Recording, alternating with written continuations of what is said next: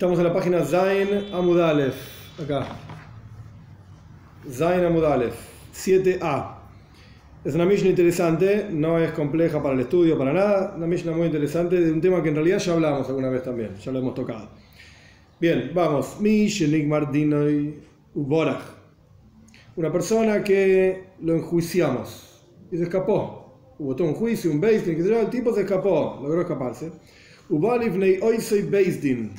Y volvió frente al mismo juzgado.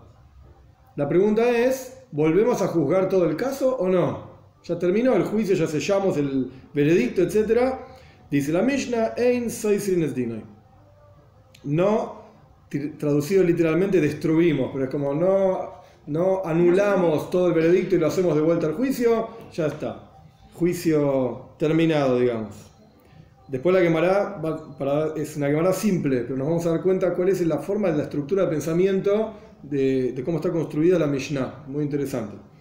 Lo que dice la Mishnah en términos literales y sencillos: una persona que terminó el juicio y emitimos un veredicto, nosotros juzgados, digamos, y esa persona se escapó, volvió, no volvemos a hacer todo el juicio, ya está el veredicto emitido. Kol makom sheyamdu shnaim. Todo lugar donde aparezcan dos personas. Y digan,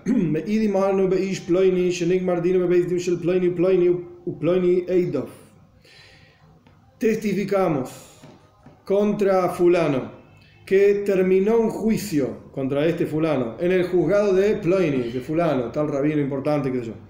Y tal, otras dos personas, Ploini y Ploini, son fulano y mengano en hebreo, son los testigos. Areis de Yarek, lo matamos. ¿Qué pasó acá? Un tipo, por ejemplo, obviamente estamos hablando de casos de pena de muerte, de que este era todo el contexto que veníamos hablando. Si no se trata de casos de pena de muerte, no lo vamos a matar, pobre tipo. Un tipo que merecía recibir una pena de muerte y el juzgado lo decretó como pena de muerte, terminó el veredicto, etcétera, etcétera. Vinieron y se escapó o desapareció o algo por el estilo. Vinieron dos personas, dos testigos, y testificaron en otro juzgado que este tipo, nosotros vimos cómo se firmó un veredicto contra él de pena de muerte, aquí está, lo matamos. Hay testigos de que todo esto ocurrió, lo matamos. Pero ya no se volvía a juzgar por los juzgados. No. Próximo din, próxima ley. Sanedrin no llegues ba'aretz u b'chutz la'aretz. El Sanedrin, el concepto de un juzgado, que hay diferentes tipos de Sanedrin, diferentes tamaños de juzgados, y la de 23, de 70, etc. Existe, el de 70 había uno solo en el Beis Hamikdash, pero el de 23, esto es lo que está explicando la Mishnah, existe dentro de la tierra de Israel y fuera de la tierra de Israel. Sanhedrin, otro din, otra ley. Sanhedrin ha'oireges echad beshavua nikres hoiblanis. Un Sanhedrin que mata, obviamente después de un juicio, con testigos y con todas las condiciones que correspondan, mata a una persona en 7 años, se llama sanguinario. Hoibel es como alguien que daña, alguien asesino, terrible. Muy conocido. Sí. Rabbi Eliezer ben Azaria, Oimer, dice Rabbi Eliezer ben Azaria, Ejad de Shivim Shana. No, uno cada 70 años. Punto. A propósito, no quiero seguir adelante porque la Gemara va a cuestionar esto que acabamos de estudiar. Estas son las dos opiniones, digamos. Uno cada 7 años. Próximo din, próxima ley, o próxima opinión. Rabbi Tarfon y Rabbi Akiva, dicen Rabbi Tarfon y Rabbi Akiva. Ilu hahinu besanedrin. Si nosotros hubiésemos sido partes del Sanedrin, para la época de ellos ya no había Sanedrin, loinera gadam meoilam, nunca hubiésemos matado a nadie. Nunca hubiese sido matado, traducido literal, alguien. Vamos a ver la explicación más adelante, paciencia. Rabban Shimon ben Gamliel Oimer, dice Rabban Shimon ben Gamliel sobre lo que acaba de decir Rabbi Tarfon y Rabbi Akiva, Afen Marvin Shefche Dom en Israel. Ellos lo que están haciendo es aumentar asesinos en el pueblo judío. Porque si el asesino sabe que el juzgado igual nunca lo va a condenar, porque siempre le van a encontrar la quinta pata al gato para decir que en realidad no había testigos, no lo vieron, etc., entonces el asesino va a matar igual, porque zafa siempre. Entonces, frente a lo que acabaron de decir Rabbi Tarfon y Rabbi Akiva, que nunca hubiésemos matado a nadie, Rabban Shimon ben Gamliel dice, y eso no es tan bueno. ¿Quién te dijo que eso es positivo? La justicia tiene que mostrar, digamos, castigos ejemplares, como está de moda decir, qué sé yo, castigos ejemplares, de manera tal que los posibles criminales digan, no, pero me van a aplicar semejante castigo, no lo voy a hacer, no lo voy a hacer. ¿Estamos hasta acá? Bien. Esto es lo que dice la Mishnah. Ahora empieza la Gemara, que sobre esta Mishnah hay varias cosas interesantes, y nosotros vamos a estudiar un pedacito, no todo, de un Tosfos, que me parece muy interesante, y no es complejo, y muy interesante. Primero la Gemara, vamos al análisis de esta Mishnah, que no es larga, es cortita y no es difícil tampoco. La Gemara lo primero que hace es hacer un diuk. Diuk en hebreo es ser preciso. Vos dijiste así, significa que lo opuesto de esto, entonces no se cumple. Este es este tipo de lógica, clásica lógica talmúdica. El din, habíamos dicho, la ley decía en la Mishnah, aquella persona que terminó un juicio, se escapó y volvió al mismo juzgado, no volvemos a juzgar el caso. Esto es lo que decía la Mishnah. Pregunta la Gemara. La Mishnah dice claramente, frente al mismo juzgado, no volvemos a juzgar el juicio. Pero evidentemente, si cambiamos las palabras, digamos, frente a otro juzgado, suena que sí lo damos vuelta al juicio. Si el tipo se escapó y volvió al mismo juzgado, no lo damos vuelta. Se fue a otro juzgado, sí lo damos vuelta. O sea, se llama supositio. Ok, esta es la palabra técnica. Clásica lógica talmúdica. Dijiste que justamente así pasa el juicio, entonces así no. Pero esto presenta un problema. Hatana y Seifa, fíjate el final de la Mishnah. ¿Qué dice el final de la Mishnah? El final en relación a este caso, que es, digamos, el segundo caso de la Mishnah. ¿Qué dice? Repite. Todo lugar donde aparezcan dos personas. Y nosotros testificamos sobre fulano, que terminó el juicio en tal juzgado. Y fulano y mengano fueron los testigos. Lo matamos. Evidentemente, frente a otro juzgado, tampoco damos vuelta todo el juicio. Porque el segundo pedacito de la Mishnah en ningún momento dice que aparecieron dos personas frente al mismo juzgado donde fue juzgado originalmente fulano. No, aparecieron dos personas en cualquier juzgado. Y la Mishnah dice claramente que lo matamos. Entonces, ¿cómo se sostiene esto con la suposición que acabamos de hacer, que frente al mismo juzgado es que no rehacemos el juicio? Frente a otro juzgado sí rehacemos el juicio. Mentira. Frente a otro juzgado tampoco rehacemos el juicio. ¿Estamos? Omar Abaye. Entonces Abaye responde, y esto está dentro de la misma Mishnah, uno atrás del otro, o sea que hay algo problemático. Si se puede aprender una suposición de un pedacito de la Mishnah y esa suposición está en contradicción con la continuación de la Mishnah, hay algo que está mal.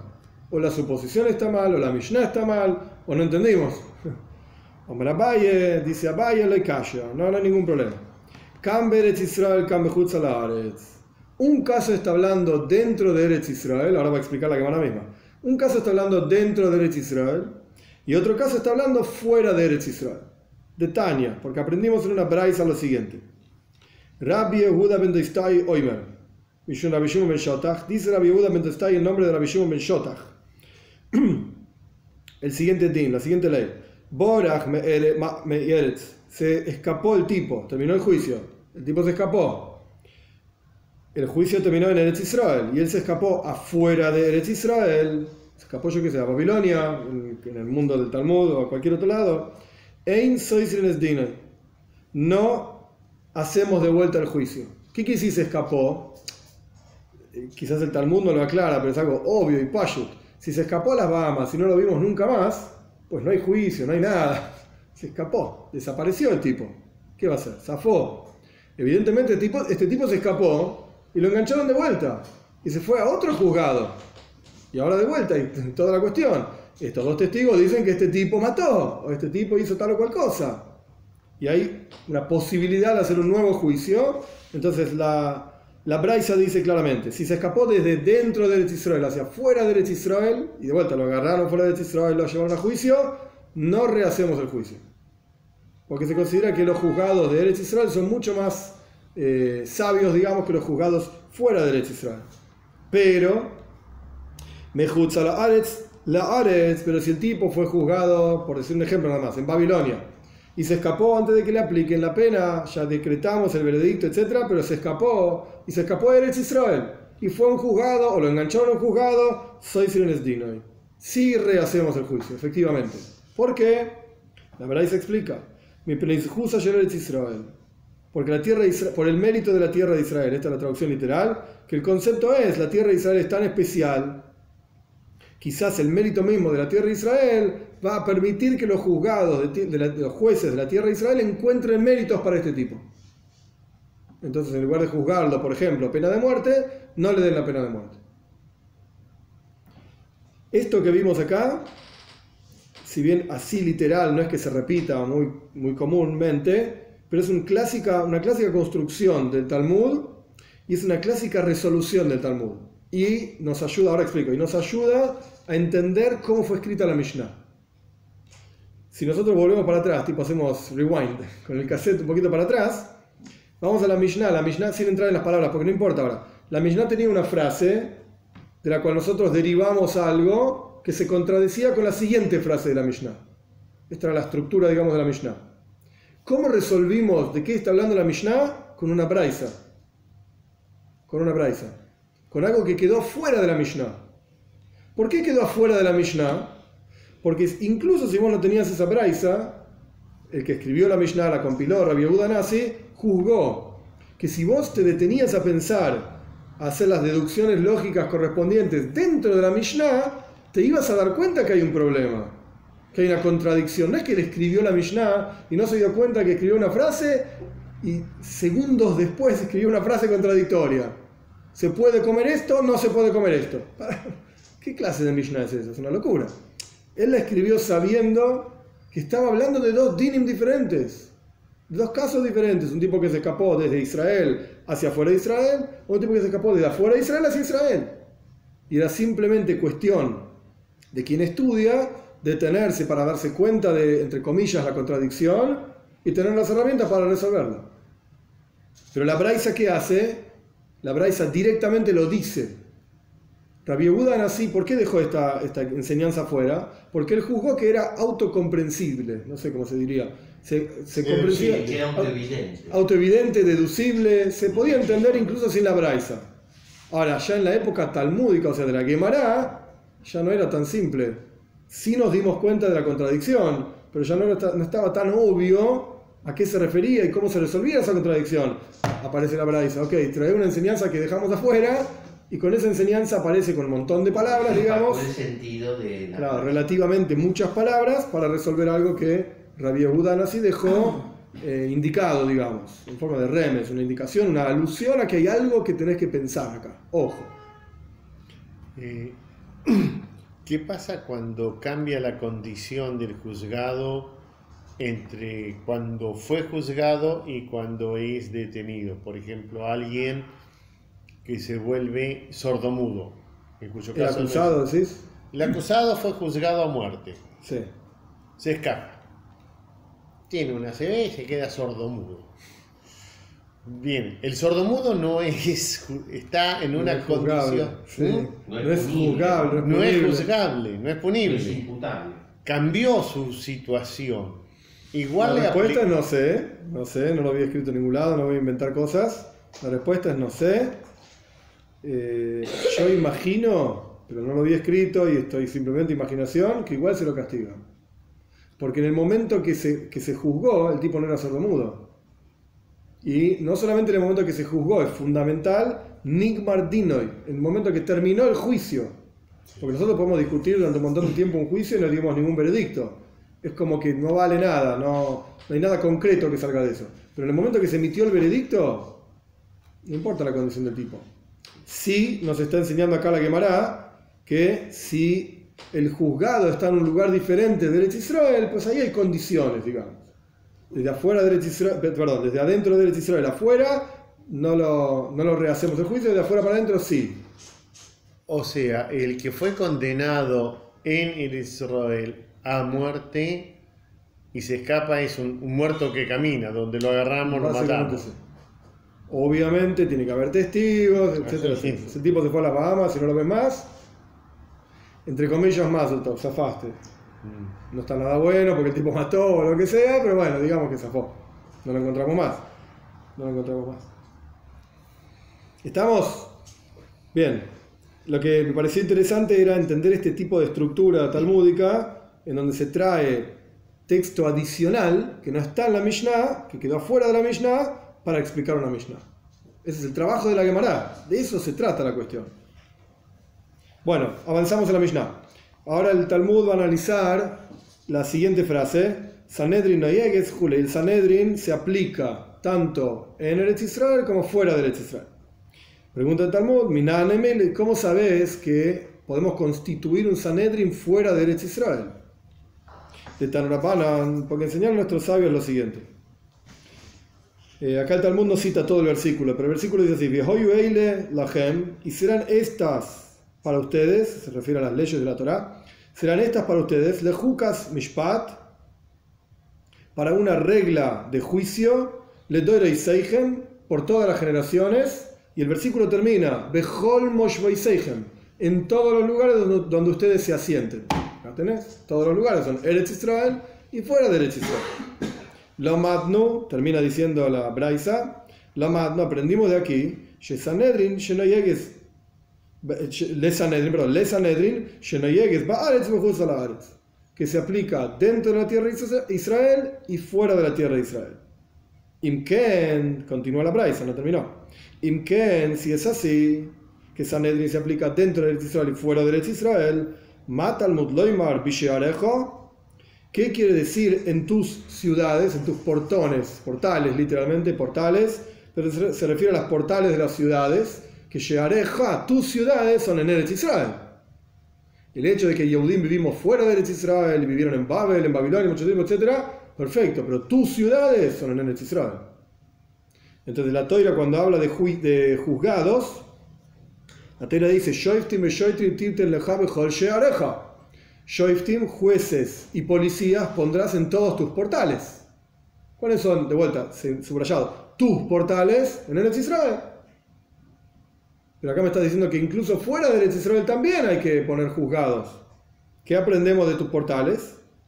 Entonces responde el Talmud de la siguiente manera. Bisheareja atamoishiv batei dinim, bechol pelech u pelech u bechol ir va ir. En tus ciudades dentro de Eretz Israel, vos vas a poner Sanedrin, batei dinim, casas de juicio, porque batei dinim puede ser de menos, puede ser de 3, de 5, 7, diferentes tipos de juzgados. Juzgados vas a poner principalmente el de 3, pero juzgados vas a poner en Kol Pelech. Pelech es como, no es una ciudad, sino es un grupo de ciudades donde vive mucha gente, digamos, como si dijésemos La Plata, Gonet, Citibel, Condado.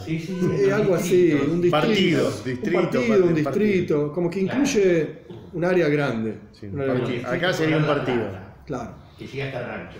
Entonces, dentro de Eretz Israel vas a colocar Batei Dinim, casas de juicio, en cada distrito, llamémoslo así, en cada distrito y distrito, y en cada ciudad y ciudad.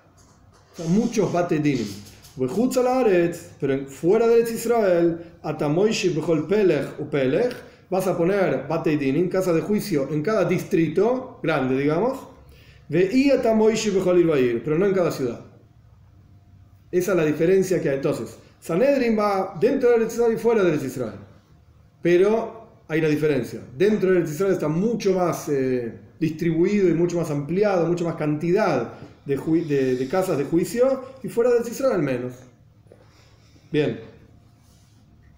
Pero Sanedrin se constituyeron luego en la parte de Ashkenaz, no, solamente Idín. Nunca. No.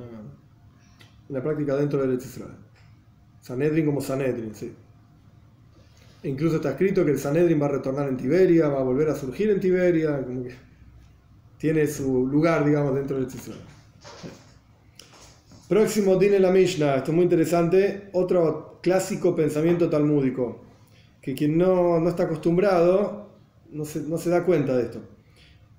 La ley, digamos, de la Mishnah que estamos analizando ahora es que el Sanedrin que mata a una persona, de vuelta, mata porque le juzgaron, etc., nadie malinterprete, mata a una persona por cada 7 años, cada 7 años se llama Jovlanis, eso está escrito claramente. Uno cada 7 años, asesinos, digamos. Perfecto. Sanguinario, sí. Y Bayolehu. Preguntaron en la yeshiva. Cuando estudiaron esta Mishnah, preguntaron en la yeshiva. Yo quizás debería recordar el texto. Rabbi Eliezer ben Azariah decía, uno cada 70 años. Punto. Bayolehu. Preguntaron. Ajas le shivim shana nikris jovlanis. ¿Qué quiso decir Rabbi Eliezer ben Azariah? ¿A qué se refería? ¿Que uno cada 70 años se considera un juzgado asesino? O quizás eso sí es normal, uno cada 70 años. Teiku, no sabemos. ¿Qué está pasando acá? A pesar de que es una frase muy cortita, muy simple, y la verdad que no tiene aplicación práctica para nosotros, de ningún tipo, pero es también clásico análisis talmúdico. Tenemos una frase concreta, armada, cerrada. Un juzgado que mata a una persona cada 7 años son asesinos. Esto no hay duda, no hay explicaciones raras, nada, es la frase. Próxima frase, uno cada 70 años. Pero no explicó a qué se refiere. Si uno cada 70 años es asesino, o sea, cambiemos la frase anterior, no estoy de acuerdo, no es uno cada 7 años asesino, uno cada 70 años asesino, o quizá Rabbi Eliezer ben Azariah quiso dar una medida de lo que sí es normal. Ok, si uno cada 7 años es asesino, ¿qué es normal? Viene Rabbi Eliezer ben Azariah y dice uno cada 70 años. Es simplemente, ¿a qué se refirió? La respuesta es no sabemos a qué se refirió. Que no es grave porque de vuelta, para nosotros no es algo práctico, pero sí nos da una clarísima idea de, y esto ya lo mencioné en alguna de las clases, la primera o la segunda, no sé, clarísima idea de que cuando uno abre la Torá, particularmente en algunos Farim, Sefer Vaikra, está lleno de gente que mueren por esto, mueren por lo otro, muere por aquello, muere por esto, pena de muerte. Parece que la Torá mataba a todo el mundo. Calm down. Calmate, no es así, no funciona así. Uno cada 7 años ya era asesino, y esto está todo el mundo de acuerdo. E incluso podríamos decir que uno cada 70 eran asesinos, o uno cada 70 era normal, que también significa que uno cada 70 años. Este es el caso. Había que llegar a vivir. ¿Eh? Había que llegar a vivir 70 años. Sí, pero el punto es, no era algo común que se aplique una pena de muerte. Claro. Este es el punto. Por eso, porque, o sea, cada 7 años podría, pero ya después, esa persona, en 70 años... Sí, andás a ver. Ahora, eso también nos ayuda a entender la cantidad de condiciones que se ponen. Ahora Que la vamos a ver un poquito de advertencia eso. propia. Muy poquito, pero vamos a ver, muy poquito, sí. No, las condiciones eran casi incumplibles. Ahora vamos a ver muy poquito de esto, pero es interesante también el pensamiento. El último pedacito de la Mishnah, que decía que Rabbi Tarfon y Rabbi Akiva decían que si ellos hubiesen estado en el Sanedrin, nunca hubiesen matado a nadie. Esa es muy linda frase, pero el Talmud no se queda quieto, digamos, conforme con la frase. Heiji Abu Abdi, ¿y qué hubiesen hecho? A ver, ¿cómo harías? ¿Cómo es que nunca matas a nadie? Porque puede ser que están los testigos, está la advertencia, está todas las pruebas, está todo. ¿Y por qué no lo vas a matar? ¿Qué quinta pata al gato le encontrarías para no matarlo? Rabbi Yochanan y Rabbi Elazar, de hambre y trabajo, los dos, Rabbi Yochanan y Rabbi Elazar, dicen lo siguiente. Hubiesen preguntado lo siguiente. Rabbi Akiva y Rabbi Tarfon hubiesen preguntado lo siguiente. Reisen Treifa Harag, Shalem Harag. ¿Se fijaron? A los testigos le preguntan. ¿Se fijaron si el asesino que ustedes dicen que mató a tal, y Moishe mató a Jacob, lo que sea, se fijaron si Jacob era Treifa? ¿Qué significa Treifa? Treifa es una persona, no se aplica a personas, se aplica más a animales para comer o no comer, pero es un caso en el cual ese animal está destinado a morir. Porque, por ejemplo, tiene un pulmón pinchado, no tiene corazón, yo qué sé, se le rompió el corazón pinchado. ¿O corneó a alguien? Sí, puede ser también, depende cómo. Se llama treifa. Aunque esté vivo ahí, lo asumimos como muerto y no se puede comer, aunque le hagamos shita, aunque lo degollemos. En el caso de una persona, por ejemplo, si está a punto de morirse, porque, no sé, le clavaron un espadazo, y el tipo está ahí, ay, que se muere, y no sabe si se muere, y viene otro, ¡pah!, lo mató. Ese tipo en cualquier momento se muere. Igual sí. Ya está muerto. Shalem ahora, que el tipo estaba completo o tenía... Terminal. Claro, o tenía un agujero en la cabeza, por ejemplo. Si tenía un agujero en la cabeza, se le veía el cerebro ahí, pero todavía caminaba como con las últimas fuerzas, ese tipo se muere. Entonces, esto es lo que preguntaban, digamos. Hay un caso, ¿qué trataba? Cae una persona del cuarto piso y cuando pasa por el segundo piso le tiran una lanza. Si no me equivoco, está por acá, en el próximo Perec, si no me equivoco. Entonces la pregunta es si ya lo consideramos muerto. Está muerto, sí, claro. ¿Sí? No lo mata el segundo. Sí. Si alguien que sí o sí va a morir, entonces... Correcto, está como muerto. Está como muerto. Los yankees dicen dead man walking. Sí. Rashi explica, simplemente para citarle, para entender de qué está hablando, cuando la Gemara pregunta Shalem Harag, si mató, el presunto asesino mató a alguien completo, significa que hay una serie, Rashi dice 18 categorías de treifa.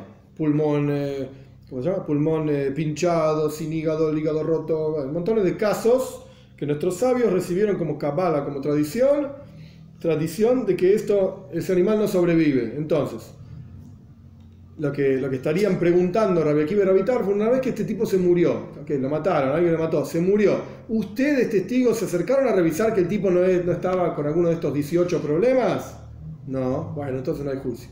Mató a alguien muerto, no lo podemos castigar. ¿Eso avalaría la eutanasia? No, señor, de ninguna manera. Pero se podría interpretar así. Es ¿Qué decir, en pasa? el caso del enfermo terminal... Bien, ok. En la Toira hay diferentes... La pregunta está buena. Vamos a una cosa. Vamos a terminar, son 3 líneas más y volvemos a esto. Omar Rabashi. Dice Rabashi, Imtim Tzeloimar Shalem Hava. Incluso si querés decir que el tipo sí estaba completo, lo revisaron. El tipo A mató a B. B estaba tirado en el piso. Fueron los testigos, lo revisaron que no tenga nada treif. Estaba todo bien. Cosa rara, pero bueno, no importa. Lo revisaron.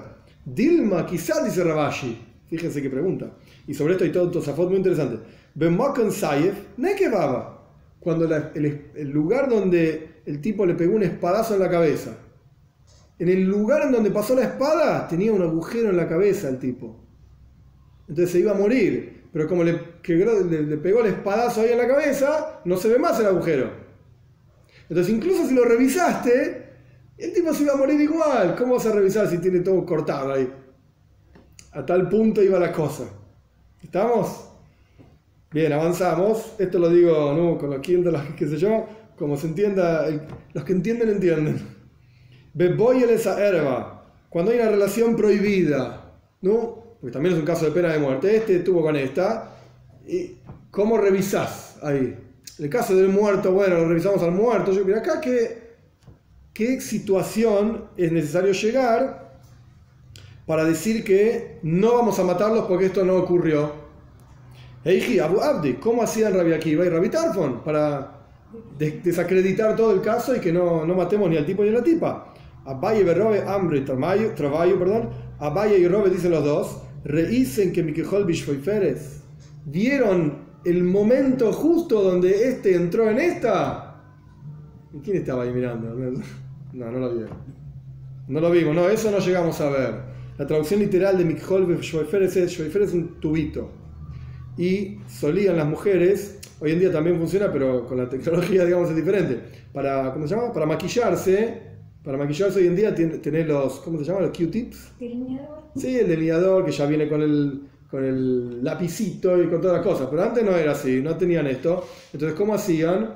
Agarraban un algodoncito con un palito y el algodoncito lo ponían en la... ¿cómo se llama? Las pastitas. Tintero. Sí, ¿cómo se pone? Lo embebían. Lo embebían en un polvito, digamos, de color. Podría ser, claro. De algún color y se pasaban el tubito por los ojos, por la cara, yo qué sé qué se pasa. Entonces, el punto es ver cómo el tubito ese entró ahí justo. ¿Viste justo ahí? No vimos justo eso. Bueno, entonces se acabó el juicio. No vimos justo el tubito entrando en el agujerito, ¿lo viste? No. Esto es lo que dicen Abaye y Robert. Verabanan, ok, esto es lo que hacían Rabbi Akiva y Rabbi Tarfon. ¿Cómo juzgaban nuestros sabios? ¿Cuáles son los criterios para decir, principalmente en el caso de estas relaciones prohibidas, cuál es el criterio para decir, sí, esto pasó, aunque no vimos exacto esto entrando en aquello? ¿Cómo juzgaban nuestros sabios? Que Shmuel, hacían como dice Shmuel, de Ama Shmuel, dijo Shmuel, en un caso de adulterio, etc., desde el momento que parezcan como que estuvieron juntos, alcanza. Los vieron en una posición, tirados juntos, o en otros casos que aparece uno sacando al otro de un pozo, o poniéndose la ropa. ¿Qué hacían ustedes dos? Al mismo tiempo poniéndose la ropa y, bueno, acá hay algo raro, listo. A pesar de que no vimos el acto propiamente dicho, no importa. Bueno, volvemos para atrás. La eutanasia, por supuesto no. Pero en la Torá, lo que yo quería decir es, en la Torá hay diferentes categorías. Una categoría es Hayab. Hayab significa culpable. ¿Puedo hacer tal cosa? No. Y si vos haces tal cosa, sos culpable. Lo hiciste con conciencia, con testigos, etc. Sos culpable. Después hay otra categoría que se llama Patur. Patur significa, traducción literal, exento. ¿Qué quiere decir exento? Si vos vas a preguntar si se puede hacer, la respuesta es no. Pero si lo hiciste, estás patur. Estás exento de castigo. ¿Por qué? Por ejemplo, un caso así, el tipo estaba muerto. Un tipo que se iba a morir, es como que está muerto. Yo fui y lo maté, Dios libre y guarde. Se maté a un muerto. ¿Podía yo ir a matar al muerto? Entre comillas, muerto. No, está prohibido. Pero si lo hiciste, es patur. Mataste a un muerto. Y esto vuelve... Entonces nadie se va a cuidar de no hacerlo. ¿Cómo que no? Sí, esto es justo lo que iba a decir. Muy bien, Yoshua. Esto vuelve sobre algo que dijo Jorge en las primeras clases y es fundamental. Si no, todo este libro y todos los otros libros del Talmud casi como que se caen. Hay un Dios. Y Dios sabe todo. Y Dios entiende todo. Y Dios, a mí mucho no me gusta hablar de este tema, pero es una realidad. Dios premia las buenas acciones y castiga las transgresiones. Entonces, a pesar de que nosotros, juzgado terrenal, no podamos aplicar justicia, digamos, impartir justicia, porque no vimos, porque no hubo testigos, porque qué sé yo, qué sé cuánto, no te preocupes. Dios tiene muchos, Dios tiene muchos enviados. Dios se va a ocupar de cobrarse de este tipo, que incluso esto va a aparecer más adelante también en la Gemara, pero no así con estas mismas palabras. Dios tiene muchos enviados, se va a ocupar de cobrarse de este tipo. Entonces, volviendo a lo que preguntaste vos.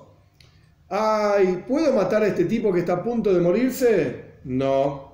Pero si lo mato no me pasa nada. Ojo, nosotros, juzgado terrenal, no te podemos hacer nada. Pero Dios se va a encargar de vos, no te preocupes. De vuelta, simplemente para que quede claro, sin ese fundamento, sin esa base en donde hay una justicia divina, se cae todo. No funciona. El sistema entero no funciona. La base es que no hay impunidad.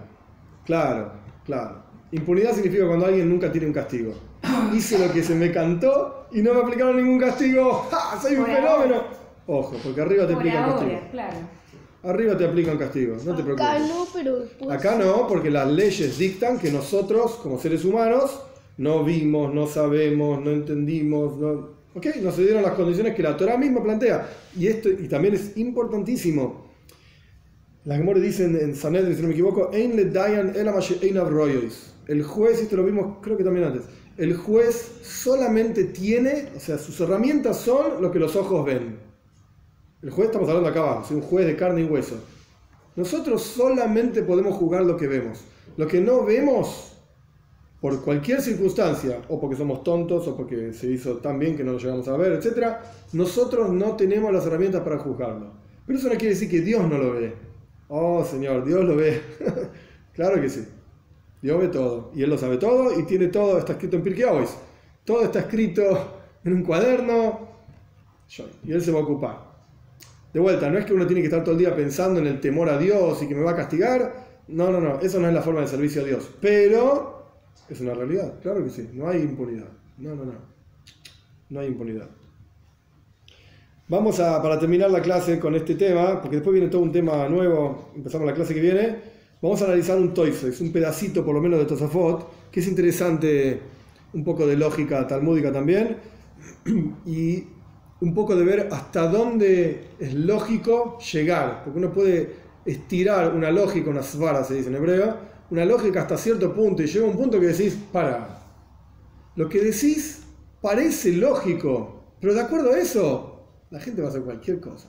Entonces no tiene lógica, pierde el sentido común. Como decía el Friedrich Rebbe, el Rebbe anterior decía que el Shulchan Aruch tiene, el Código de Ley Judía tiene 4 partes que hablan de todos los asuntos de la vida judía, y hay una quinta parte que no está escrita, que es el sentido común, en donde todo muy linda la ley, pero ubicate donde estás, en mi casa, etc. Bien, no vamos a ver todo el Toisfos porque es un poquito largo y se meten en tecnicismos, no sé cómo se dice, que para nosotros no va... Tecnicismo. Ok, lo dije bien. Tecnicismos que no van a ser prácticos. Pero bueno, el punto es el siguiente. Rabashi decía, recién acaba de decir, que otra herramienta que hubiesen utilizado, imagínense que Rabashi vivió más o menos unos 300 años después de Rabbi Akiva y Rabbi Tarfon, peso más, peso menos. Rabashi y Rabina cierran el... Rabina es un poquito más tarde, tipo 50 años más tarde, cierran el Talmud. Sí. El Babli. Babli, sí. El Yerushalmi es de Rabbi Yochanan, unos años antes, tipo 150 años antes, más o menos. Rabashi había dicho que una de las herramientas que usaban Rabbi Akiva y Rabbi Tarfon es preguntarle, para nunca castigar a nadie, que esto es lo que ellos opinaban, nunca castigaban de pena de muerte a nadie, es preguntar si no había un agujero, un hueco, lo que sea, en la cabeza del tipo justo donde pasó la espada. Que no hay forma de verlo, esto ya está, pasó la espada, es un hueco enorme, ya está. Y si había un agujero, el tipo era treif, el tipo se iba a morir. ¿Quién vive con un agujero en la cabeza? Chao, no podemos castigar a nadie. Viene Rabbeinu Tam, un nieto de Rashi, y plantea un problema.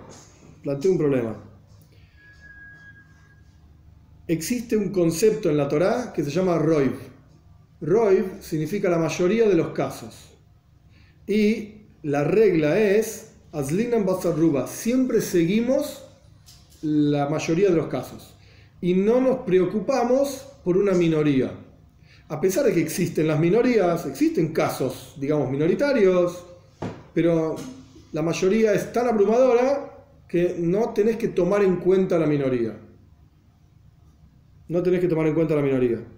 En algunos casos, en la realidad de hoy en día, funciona esto que yo estoy diciendo, y en otros casos como que hoy en día el mundo es de tal manera que incluso intentamos garantizar la minoría. Yo qué sé, si un tipo va a tomar un crédito en un banco, para el banco no va a ser lo mismo si el tipo tiene 30 años o si el tipo tiene 90 años. No se lo van a dar. No se lo van a dar, ok, pero en la teoría, digamos, supongamos que se lo darían, el banco va a decir, este tipo en cualquier momento se muere, ¿quién me va a pagar a mí la plata que yo le presté? Estamos todos locos. Entonces el banco va a sacar un seguro, bueno, hoy en día hay seguro de crédito, hay toda una administración y finanzas y qué sé yo, que no va al caso.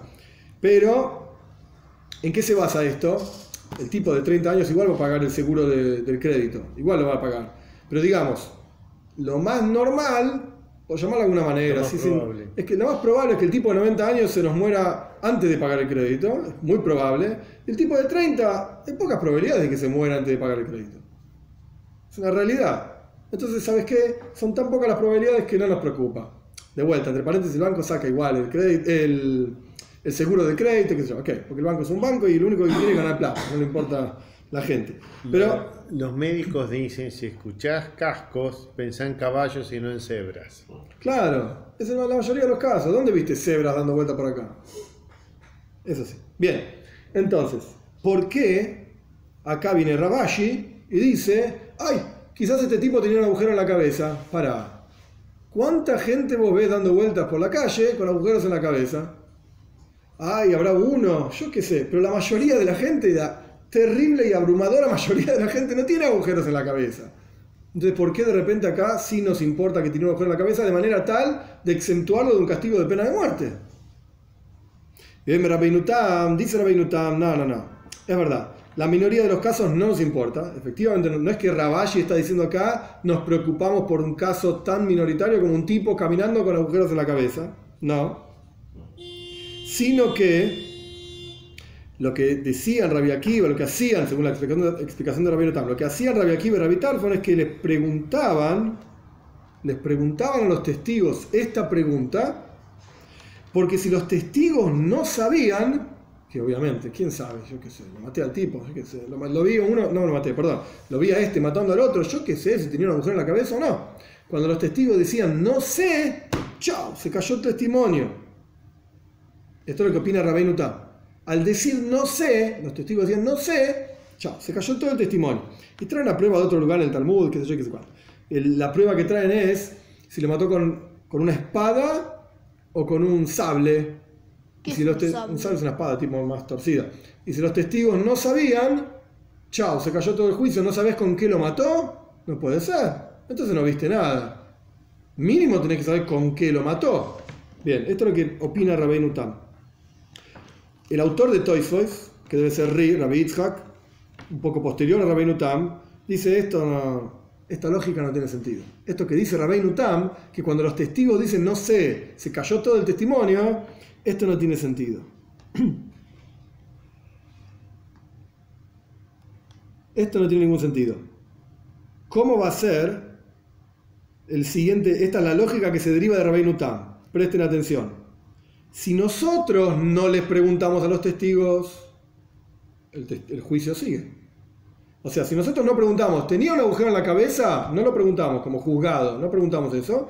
El juicio sigue, después veremos cuál será el veredicto. Y si les preguntamos, se cae todo el juicio. No tiene sentido, dice. No tiene ningún sentido. ¿Cómo puede ser que si nosotros no preguntamos, funciona el juicio, son válidos los testigos, y si preguntamos, dejan de ser válidos? No tiene ningún sentido. No tiene ningún sentido. Entonces, ¿se entiende el problema o no? Como que los testigos son testigos, más allá de lo que el juzgado pregunte. Y el hecho pasó, supongamos que el tipo realmente mató, pasó más allá de lo que el juzgado pregunte o no pregunte. Pero acá una pregunta del juzgado hace que el tipo se salve. No tiene sentido.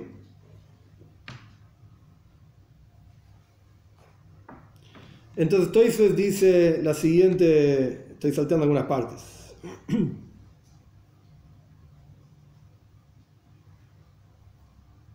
La gente, a mí me parece lo siguiente, dice. Lo que Rabbi Akiva y Rabbi Tarfon plantean de que nunca hubiese matado a nadie en el juzgado, lav dafka, no es nunca. Nunca acá no quiere decir realmente a nadie. Sino que la mayoría de las veces no hubiésemos matado a nadie. Porque hubiésemos preguntado tantas preguntas, que en alguna de ellas se hubiesen contradecido los testigos. O sea, el punto no es que los testigos dicen no sé, esto es lo que decía Rabbeinu Tam. No sé, no saben, chao, se cayó el testimonio. No. Los testigos sí saben, etc. Pero en algún momento le vamos a buscar tantas cosas vueltas, cosas pequeñeces tan pequeñas, y en el momento que se contradicen los testigos, chao, se contradicen los testigos. El tamaño de los cabitos del higo. Claro, el color de los cabitos del higo, correcto. Y el punto es que al contradecirse, ahí sí, automáticamente se cayó el testimonio. En un caso de pena de muerte y con ciertas cuestiones, sí. En un caso de económico es diferente, mucho más simple, digamos. Funciona hoy en día con los tecnicismos, los abogados especialistas. La letra chiquita de los contratos. Todos los tecnicismos que llevan adelante. Y la lógica es básicamente esta, porque si no tenés cuidado... Pero acá surge que me tenés que pagar no sé cuánto. ¿Pero cuándo dijimos eso? Mirá el contrato.